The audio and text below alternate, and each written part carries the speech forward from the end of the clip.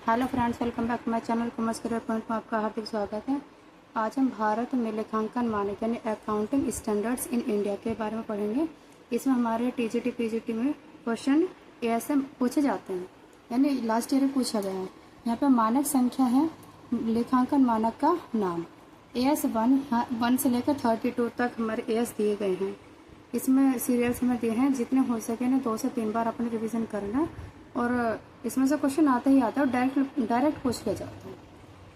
AS 1 लेखांकन नीतियों का प्रकटीकरण, यानी सबसे पहले हम प्रकटीकरण के बारे में पढ़ते हैं।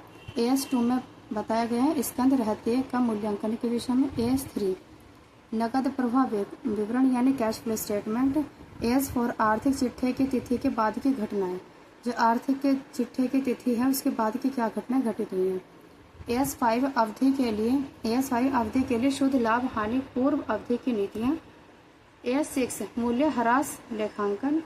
AS 7 इसका निर्माण अनुबंध या ठेके, निर्माण अनुबंध या जिन्हें हम बोलते हैं ठेके।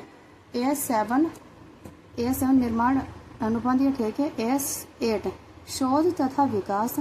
9 आय पहचान। AS 10 संपत्तियां संयंत्र तथा उपकरण का लेखांकन।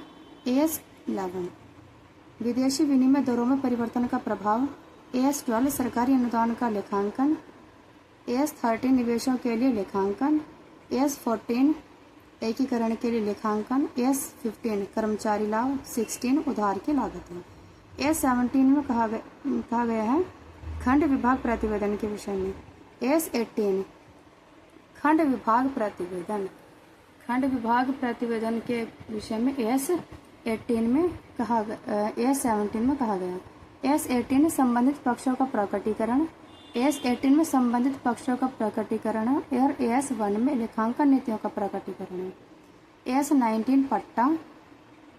AS 20 प्रति अंश आय। AS 21 समेकित वित्तीय विवरण। AS 22 आयकर खर्चों के लिए लेखांकन। AS 23 समेकित वित्तीय विवरणों में सहयोगियों में निवेश हेतु लेखांकन।